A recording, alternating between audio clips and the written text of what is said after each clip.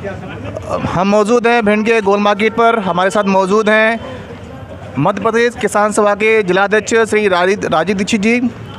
आइए उनसे जानने का प्रयास करते हैं कि अभी हाल ही में यहाँ पर कांग्रेस के कार्यकर्ता, जिला पदाधिकारी यहाँ पर आए, प्रवक्ता भी यहाँ पर आए और उनका कहना था कि वो इस मुहिम में मध्य प्रदेश किसान सभा के साथ हैं। पूरे देश में कांग्रेस किसानों के आंदोलन का समर्थन कर रही है, लेकिन फिर ऐसा हुआ कि उनको यहाँ से जाना पड़ा। आइए दीक्षित से इस बारे में जानने का प्रयास करते हैं। दीक्षित जी, बताइए जरा इस बारे में क्या हुआ सर? देश का जो किसान सरकार से मेरा प्रश्न ये था कि कांग्रेस के पदाधिकारियों द्वारा आपके साथ आपका समर्थन के लिए वो यहाँ पर आए, आपने उनका झंडा बैनर यहाँ से हटवा दिया, इस पर आपका क्या कहना है? नहीं, मैंने उनका झंडा बैनर हटवाया तो नहीं, लेकिन मैंने उनसे ये निवेदन किया कि ये किसान आंदोलन किसानों का विशुद्ध रूप से मंच है। यहाँ कोई भी राजनीतिक पार्टी हम अपने मंच पे उसको स्वीकार नहीं करेंगे, उसका समर्थन स्वीकार करते हैं। किसी भी राजनीतिक पार्टी को अगर विरोध जो दर्ज कराना है तो वो अपना अलग से एक मंच बनाए। मैंने केवल उनसे यानी इतना निवेदन किया है। दूसरा प्रश्न मेरा ये है दीक्षित जी कि अभी हाल ही में कृषि उपज मंडी के द्वारा न्यूनतम समर्थन केंद्र पर किसानों की खरीदी की गई। लगभग 10 नवंबर से ये खरीदी चल रही थी। हमारा चैनल बराबर इसकी कवरेज कर रहा था और उनकी समस्याओं को हमने प्रशासन तक पहुंचाया और प्रशासन ने भी हमारी बात सुनी और हमारे चैनल के माध्यम से उनको सहयोग भी प्रदान किया गया। लेकिन किसानों की जो खरीदी संबंधी समस्या थी उस पर आपका जो संगठन है मध्य प्रदेश किसान सभा, आप उसके जिलाध्यक्ष हैं, मैदानी तौर पर आपका संगठन किसानों की सहायता के लिए कहीं भी नज़र नहीं आया, तो आप किस प्रकार से किसानों का सहयोग कर रहे हैं? जी, आपने बहुत अच्छी बात बोली, लेकिन आप थोड़े इसमें भ्रमित हैं। हमारा मध्य प्रदेश किसान सभा ही विशुद्ध रूप से भिंड जिला में किसानों के हित की आवाज़ उठा रहा है और मैं राजीव दीक्षित बराबर खरीद केंद्रों पे प्रति वर्ष, चाहे वो खरीफ की हो या रबी की हो, जो फसल खरीद होती है, मैं प्रति सेंटरों पे रात तक रुक कर। किस सेंटर में गए आप बता रहा? अब मैं आपको वही बात पूरी बताने के लिए जा रहा हूँ। मैं प्रति सेंटरों पर रह के किसानों की व्यवस्था बनाने का कार्य करता हूँ। लेकिन अभी जो सबसे बड़ा किसानों का आंदोलन चल रहा है दिल्ली में आंदोलन, उसकी जो तैयारी में पूरे महीने से हम पूरे जिले भर में लगे हुए। उसके बाद मैंने 25 तारीख के रात को यहाँ से किसानों के साथ में कूच किया दिल्ली के लिए। नेशनल हाईवे NH3 पे हम सब किसानों के काफिले को, ग्वालियर चंबल संभाग का पूरा काफिला NH3 पे सैया बॉर्डर पर, भाजपा सरकार जो किसान विरोधी सरकार, उसने सैया पे हम लोगों को रोक लिया। 2 दिन तक हाईवे पे पड़े रहे, वहाँ जाम लगा, उधर आगरा तक, इधर ग्वालियर के इधर तक। वहाँ से फिर वापस में रिटर्न आके तब से यहाँ पे धरना पे बैठे हुए हैं। फिलहाल मेरे प्रश्न का संतोषपूर्ण जवाब इनके पास नहीं था। यहाँ के जो स्थानीय किसान हैं उनकी समस्या लेकर भिंड गोल मार्केट मध्य प्रदेश किसान सभा के धरना स्थल पर हमारे साथ मौजूद हैं कांग्रेस के जिला कांग्रेस के महामंत्री और मध्य प्रदेश किसान यूनियन के सचिव श्री हरनारायण शर्मा एडवोकेट जी। आइए उनसे उनका पक्ष जानते हैं आज की इस बंद पर। बताएं सर। आज ये बंद नरेंद्र मोदी ने जो कानून बनाया था किसानों के लिए, और बात किसानों के हित की बात करते हैं, किसानों को तो बुरी तरीके से ने मार डालने की स्थिति में पैदा कर दी है। किसानों की करीब कितने दिनों से किसान बैठे हैं, बातचीत का गुमराह कर रहे हैं। 5 किसानों की बात करते हैं, कहीं 10 किसानों की बात करते हैं, लेकिन करना धरना कुछ भी नहीं हुआ। इनने जो बिल कानून बनाया, न तो समानता का अनुच्छेद 14 और 15 को सीधा सीधा उल्लंघन किया, न तो इन्होंने समानता का कोई अधिकार रखा। दूसरी बात 21वीं अनुच्छेद 21 का भी इनने इतना ज़बरदस्त उल्लंघन किया कि स्वतंत्रता का हम परतंत्र हो जाएंगे।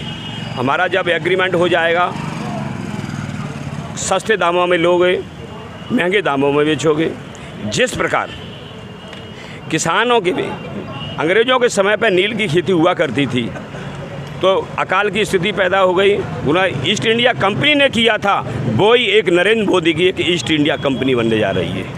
वो ही 4 पूंजीपति हैं, अंबानी, अडानी, ये ही सब कुछ कर रहे हैं। और उन्हीं के इशारों पर सब काम हो रहा है। वकील साहब, मुझे आप एक चीज़ बताएं, जब 2012 में कांग्रेस सरकार थी, कांग्रेस यहाँ पर एफडीआई लाना चाह रही थी, भारतीय जनता पार्टी ने इसका विरोध किया।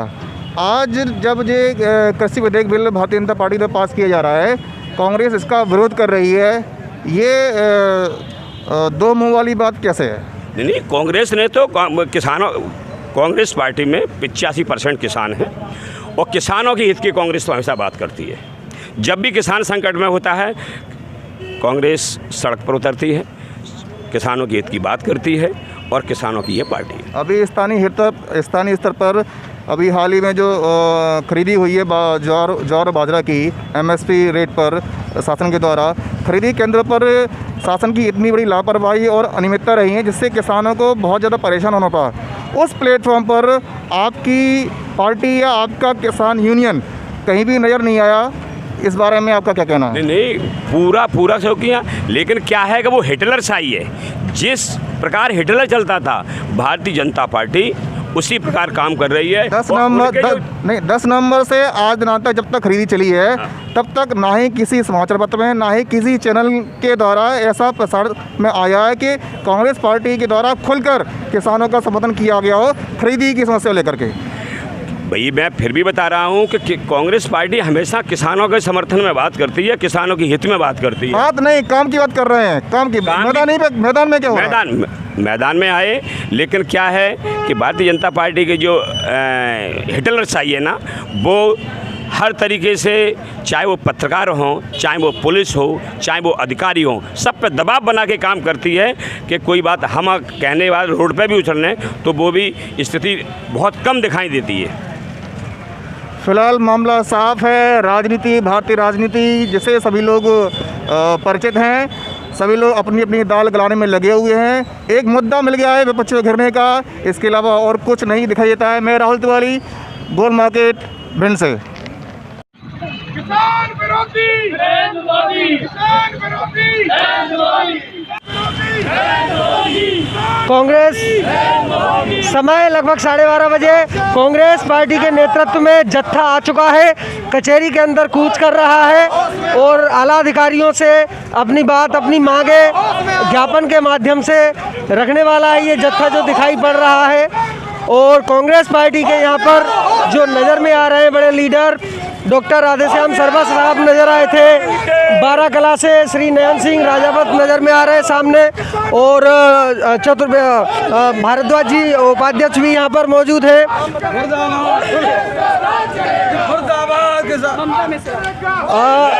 ममता मिश्रा जी मौजूद हैं, आगे नेतृत्व कर रहे हैं ये जत्थे का। ये कलेक्टर परिसर के ठीक बाहर ये जत्था यहाँ आ चुका है, पहुँच चुका है। भगवंत दास सेठिया साहब भी नजर आ रहे हैं इसमें, और कलेक्टर साहब से ज्ञापन के लिए यहाँ एकत्रित हुए हैं सब लोग। सेठिया जी से बात करते हैं, इस आंदोलन के बारे में कुछ कहें से। आज हम लोग किसानों के साथ कंधे से कंधा मिलाकर, जो किसानों के साथ अन्याय हो रहा है, आज हम किसानों के साथ आंदोलन में उनके साथ हैं। पूरा भारत बंद में हम सहयोग कर रहे हैं और किसान भाइयों के साथ में है हम सब भाई और महिलाएं, क्योंकि जब किसान अन्न नहीं पैदा करेगा तो हम लोग खाएंगे क्या? मोदी को दिमाग में नहीं आता क्या खा रहा है मोदी? भाजपा के फूल खा रहा है क्या? आज भारत किसान यूनियन ने आह्वान किया है भारत बंद के लिए। उसमें हमारे राष्ट्रीय अध्यक्ष, प्रदेश अध्यक्ष आदरणीय कमलनाथ जी, राहुल गांधी जी ने, सभी लोगों ने इस बंद को पूरा समर्थन किया है। हम लोग इसके समर्थन में एक जिलाधीश महोदय को ज्ञापन देने आए हैं। ये काला कानून जो उन्होंने बनाया, इस कानून की आवश्यकता नहीं थी। ऐसे कोरोना काल में अध्यादेश लाए, अध्यादेश लाने के बाद इसको जो है उन्होंने लोकसभा में पारित किया सितंबर में, और राज्यसभा में पारित किया। राज्यसभा में कैसे पारित किया आप लोगों को सबको मालूम। अलोकतांत्रिक तरीके से इन्होंने राज्यसभा में उस बिल को पास किया, जबकि वो पास नहीं हो सकता था। तो ये कानून ऐसा है जिससे किसान गुलाम हो जाएगा। किसका? आर्थिक गुलाम हो जाएगा बड़े बड़े उद्योगपतियों का। तो निश्चित रूप से इस कानून को केंद्र सरकार को वापस लेना चाहिए हर हालत। प्रश्न रखना चाहते हैं कि भारत बंद का, संपूर्ण भारत बंद का जो आह्वान था और भिंड में भी उस प्रकार किया गया, आह्वान किया गया कि व्यापारी वर्ग अपने प्रतिष्ठान, अपने शॉप्स वगैरह क्लोज रखें, लेकिन उसका कोई खासा असर नहीं दिखाई पड़ रहा है। ऐसा हमने अभी बजरिया में भी कवरेज किया, यहाँ भी देखा तो ऐसा कुछ दिखाई तो नहीं पड़ रहा है। देखिए, बाज़ार पूर्ण तरह से बंद है। कुछ लोग दुकान पे आके बैठ जाते हैं, घर और दुकान एक ही है, कहाँ जाएं, इसलिए वो बैठे हुए हैं, लेकिन बाज़ार पूरी तरह से 100% बाज़ार बंद है। एक छोटा सा प्रश्न और, अभी कोरोना काल में बंद बंद बंद बंद बंद पूरा हिंदुस्तान लगभग बंद ही है पिछले कुछ महीनों से, तो क्या इस विकट परिस्थिति के बाद अब फिर से बंद का आह्वान, मैं किसी भी चीज़ को यहाँ निगलेक्ट या सपोर्ट नहीं कर रहा हूँ, एक प्रश्न के रूप में रख रहा हूँ, क्या फिर से बंद की स्थिति, तो इन समीकरण पे कहाँ तक क्या बोलना चाहिए? देखिए, लोकतांत्रिक परंपरा में हम लोग गांधीवादी तरीके से प्रदर्शन कर रहे हैं और गांधीवादी तरीके से किसानों ने आंदोलन किया, और किसानों ने आंदोलन किया, जब उनकी बात किसी तरह मानी नहीं गई तो मजबूरन ये बंद करना पड़ा। निश्चित रूप से बंद अच्छा नहीं होता, लेकिन ये लोकतांत्रिक तरीका में, ये लोकतांत्रिक परंपरा में ये एक परंपरा है कि हम अपना विरोध गांधीवादी तरीके से प्रकट करें। गांधी जी ने जब अपने सविनय अवज्ञा हो चाहे असहयोग आंदोलन हो, वो दौर और था, ब्रिटिश ताकतों के खिलाफ प्रदर्शन थे, वो ब्रिटिश ताकतों के खिलाफ देश को बंद किया जाता था, वो दौर एक अलग था। और वर्तमान में डिजिटलाइजेशन के इस दौर में क्या भारत बंद का जो टाइटल है वो बिल्कुल व्यक्तिगत रूप से क्या वो है इम्प्लाई आज? देखिए, आप जो कह रहे हैं ना, ब्रिटिश राज में गांधी जी ने बंद कराया था, निश्चित रूप से मोदी उसी तरह से कार्य कर रहे हैं जैसे अंग्रेज कार्य करते थे। सारे देश को बेच दिया, हवाई जहाज बेच दिए, रेल की पटरियाँ बेच दी, लाल किला बेच दिया। अब इससे ज़्यादा आप क्या चाहते हो? हमको गुलाम बनाने की, पहले गुलाम थे हम अंग्रेजों के, आज हम उद्योगपतियों के गुलाम बनने जा रहे हैं। तो निश्चित रूप से इस गुलामी की जंजीरों से बाहर निकलने के लिए हमें कहीं ना कहीं लोकतांत्रिक तरीक़ा से आंदोलन करना पड़ेगा, और ये यही का स्वरूप है, और निश्चित रूप से मोदी को ये स्टेप वापस लेना पड़ेगा। शर्मा साहब से एक छोटा सा प्रश्न और करना चाहेंगे कि चूंकि आज 8 दिसंबर 2020 संपूर्ण भारत बंद का आह्वान है, खास करके कांग्रेस शासित क्षेत्र और वेस्ट बंगाल और ये राजस्थान, हरियाणा, उत्तर प्रदेश, पंजाब में खासा असर दिख रहा है भारत बंद के आह्वान का। अब यहाँ पर एक डॉक्टर साहब से भिंड के स्तर की बात करना चाहूँगा। आज जब चूंकि एक बड़ा एक दायरा है, उसके अंतर्गत कांग्रेस पार्टी भी मौजूद है, सदस्य उनके कार्यकर्ता भी मौजूद हैं, और इस प्रदर्शन का एक अहम अंग बन रहे, हिस्सा बन रहे, किसानों की मांग को सरकार के सामने मुखरता से लाने के लिए आवाज़ को तीव्रता प्रदान कर रहे हैं। लेकिन शर्मा साहब से एक प्रश्न, कुछ दिनों पहले जो खरीदी केंद्र हैं उन पर किसान 10 तारीख से मैसेजिंग हुई, दीपावली के पहले दिन तक अपनी पंडाल डाले हुए खाना खा रहा है, सर्दियों में सो रहा है। उस स्थिति में हर एक सेंटर पर किसान पार्टी का कोई भी इस प्रकार का चरण नहीं उठाया गया, कोई भी संगठन हुआ मौजूद नहीं रहा। हमने लगातार हर सेंटर पे कवरेज किया। तो चूंकि जब आप आज एक बड़ा दायरा है तो सारे दल उस बैनर के नीचे आके क्रेडिट ले रहे हैं चीज़ों का, लेकिन उस स्थिति में जो है कि ज़मीनी कवायद शुरू नहीं की गई। डॉक्टर साहब देखिए, क्रेडिट वाली बात नहीं, आप जो बात कह रहे हैं क्रेडिट पे, देश हित में हम लोग काम करते हैं और देश हित के लिए आह्वान किया गया था, इसलिए हम लोगों ने आज ये इतना बड़ा आंदोलन किया। दूसरा, जहाँ तक किसानों का सवाल है, हम लोगों ने बार बार इन सब समस्याओं को लेकर प्रशासन को चेताया, अगर आप किसानों की समस्याओं का समाधान नहीं करेंगे इसका नतीजा अच्छा नहीं होगा। चाहे वो बाजरा खरीदी केंद्र हो, चाहे पहले गेहूं खरीदी केंद्र हो, हमेशा हम लोग चेताते रहे। निश्चित रूप से बाजरा खरीदी केंद्र में ज्ञापन भी दिया गया और दूसरा क्या है कि इस भारतीय जनता पार्टी के कार्यकाल में कहीं ना कहीं ये गड़बड़ी होती है। बाजरा में भी ये हुआ, किसान का बाजरा नहीं खरीदा गया, व्यापारियों का बाजरा खरीद लिया गया, उसके लिए भी हम लोगों ने इनको सचेत किया था। निश्चित रूप से आप निश्चिंत रहिए, हम लोग कभी भी शांत नहीं बैठते हैं, अपनी बात को उचित प्लेटफॉर्म पर उचित समय पर हम कहते हैं। कांग्रेस पार्टी से संदीप मिश्रा साहब भी यहाँ पर मौजूद हैं, संक्षिप्त में उनसे और जानते हैं उनके वक्तव्य क्या है। ये जो देश विरोधी सरकार है, इन्होंने एक तरह से, आपने अभी हमारे प्रवक्ता जी ने बताया कि जिस तरीके से अंग्रेज़ों के खिलाफ आंदोलन था, मुझे रॉलेट एक्ट के जैसे काले कानून की याद आती है।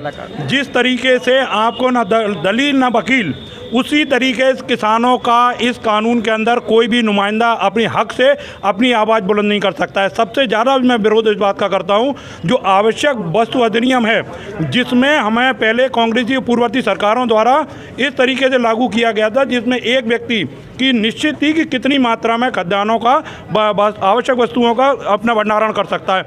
आज बड़े बड़े उद्योगपतियों को बेहताजा छूट दे दी गई है। वो लाखों करोड़ों टन भी अगर ख़रीदना चाहें वो ख़रीद के अपने यहाँ रख सकते हैं। उसके बाद अगर काला बाजारी होगी तो इसके लिए कौन जवाबदेही होगा? क्या नरेंद्र मोदी जी ने यह विचार किया है कि हमारा अगर किसानों से कम मात्रा में लेके अनाज को लेके उसका काला बाजारी की जाएगी तो कौन रोकेगा? दूसरा मैं कहूँगा MSP जैसी आवश्यक वस्तु अधिनियम के बाद MSP जैसी चीज़ को जब आप आवश्यक रूप से नहीं लागू कर रहे हैं तो निस्संदेह मैं कह सकता हूँ ये रोलेट एक्ट की तरह काला कानून है, जिसके साथ हम सभी कांग्रेसी विरोध करते हैं और भारत बंद के लिए सब समर्थन करते हैं।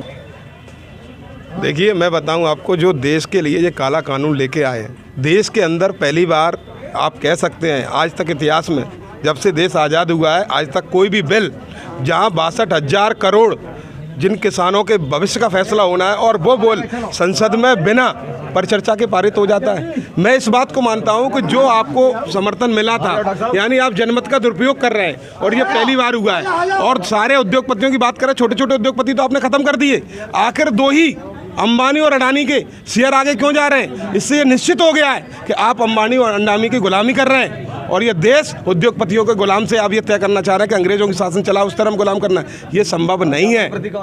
इसका प्रतीकात्मक अभी हमारा विरोध है, ये किसी भी हद तक जा सकता है और आप इस बात को भूल रहे हैं। ये कांग्रेस चैलेंज करती है, हम गांधी के अनुयायी हैं। भगत सिंह और चंद्रशेखर आजाद भी हमारी पार्टी के राष्ट्रीय अध्यक्ष रहे हैं, इस पर मजबूर न करें। राहुल गांधी मोबाइल नीचे करो थोड़ा, रमन पीछे करो यार। ठीक है, ले लिया। भारतीय जनता पार्टी की केंद्र की सरकार लगातार पूंजीपतियों के मुनाफा कमाने के लिए रास्ता खोल रही है। हमेशा से उसके सारे निर्णय, चाहे GST हो चाहे नोटबंदी हो, पूंजीपति खत्म होते हैं। अभी 3 काले कानून पास किए। कानून बनाने का नियम एक सदन में रखा जाता है, दोनों पक्ष बहस करते हैं, उसके बाद प्रस्ताव पास होता है, तब राष्ट्रपति जाता है। बिना बहस कराए 3 कानून पास कर दिए। क्या डर है भाई? खुलकर आने दो, जनता संसद को देखेगी कौन क्या बोल रहा है। संसद सदस्य जो निर्वाचित संसद चुन के जाता है उसे अधिकार है वहाँ पर उस बात पे बोलने का, लेकिन 3 कानून पास कर दिए। ये कानून तीनों किसान विरोधी पूंजीपतियों के तहत वो इसलिए आवश्यक वस्तु अधिनियम में संशोधन किया है। उसमें एक नियम था, कोई भी उद्योगपति एक मात्रा से अधिक भंडारण नहीं करेगा, अब छूट दे दी। इसका क्या होगा कि पूंजीपति एक अवसर पर किसी भी आवश्यक वस्तु का भंडारण कर लेगा, सीमा है ही नहीं, 1 करोड़ टन रख लेगा तो कमी का वातावरण पैदा होगा। फिर वो मंडी में जब लाएगा अपनी इच्छा से भाव तय करके बेचेगा तो उसमें उद्योगपति मालामाल होगा और जो लोग खरीदेंगे उन्हें महंगा मिलेगा। तो भंडारण की सीमा तोड़ी है, यह बहुत बड़ी भूल की है। तीसरी चीज़ उन्होंने ये किया है कि हम मंडियों को समाप्त कर दें। अरे विचारणीय विषय है, हमारी मंडी भिंड है, हम भिंड के नज़दीक रहते हैं, हम अपना ट्रैक्टर लाएंगे और भिंड मंडी में गल्ला बेचेंगे। अब मंडी प्रथा समाप्त कर दी, अब हम मेहगांव, इंदौर और ग्वालियर, गुना ले जाएंगे अपने माल को। अगर हम ले जाएंगे तो हमारा भाड़ा कितना पड़ेगा, फिर 3 दिन में पैसा की व्यवस्था होगी। अब पैसा 3 दिन में हम चक्कर काटेंगे, किसान कितना परेशान होगा। तो किसान को परेशानी करने वाला मंडी कानून को समाप्त किया गया। तीसरी चीज़, केंद्र की सरकार राज्य की सूची में हस्तक्षेप कर रही है। मंडियों में कानून बनाने अधिकार राज्य सरकार को है, केंद्र सरकार को नहीं है। इस तरह स्पष्ट तौर पे केंद्र की सरकार ने राज्य के कानून में हस्तक्षेप किया है। इसके अलावा अब मान लीजिए पूंजीपतियों के हाथ में गल्ला आ गया। इसी तरीके से एक कॉन्ट्रैक्ट बेस्ड खेती, तो गरीब मजदूर किसान है, मतलब सीधी मंशा ये है कि हम छोटे किसानों को मात्र पूंजीपतियों का मजदूर बना के रखेंगे, वो कॉन्ट्रैक्ट कर लेंगे, तुम्हारी जमीन का समझौता होगा, खेती के मालिक हो गए, आप काम करिए। तो सारे के सारे कमज़ोर वर्ग को, जो किसान हैं, उनको बिल्कुल मजदूर बनाने की कोशिश में है। ये किसानों का विरोधी है। तो ऐसी स्थिति में छठे दौर की बातचीत होनी है किसानों से और उस पर बातचीत मेरा अगर नहीं मानी जाती तो कांग्रेस पार्टी का क्या? मैं ये रहा हूँ, कांग्रेस पार्टी किसानों के साथ है, उन्हें आंदोलन का समर्थन करती है। हम ये मांग करते हैं माननीय राष्ट्रपति से कि ये 3 कानून निरस्त करके एक कानून बनाया जाए, समर्थन मूल्य एक तय कर दो, उससे कम खरीदेगा उसको दंड की व्यवस्था होगी। कानून ये बनना चाहिए, उसमें किसानों को लाभ होगा। समर्थन मूल्य से कम ना कोई खरीद पाए।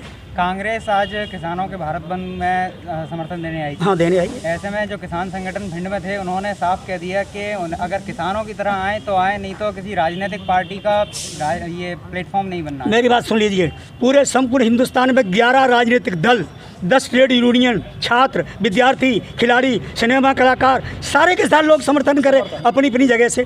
उनकी भावना को मजबूत करने के लिए कार्यक्रम उनका है, आंदोलन उनका है, लेकिन हम समर्थन कर ये कह रहे हैं कि हाँ, तुम्हारी मांग जायज़ है, सरकार को मानना चाहिए। लेकिन जो फेडरेशन है ट्रांसपोर्ट का, जो एक प्रमुख संगठन है, वो तो समर्थन में नहीं है, बंद के समर्थन में। मैं तो ये कह रहा हूँ, वो उसकी बात है। मैं तो 10 ट्रेड यूनियन हैं, 11 राजनीतिक दल हैं, छात्र हैं, विद्यार्थी हैं, खिलाड़ी हैं, यार अवार्ड वापस कर रहे हैं बेचारी। किसानों के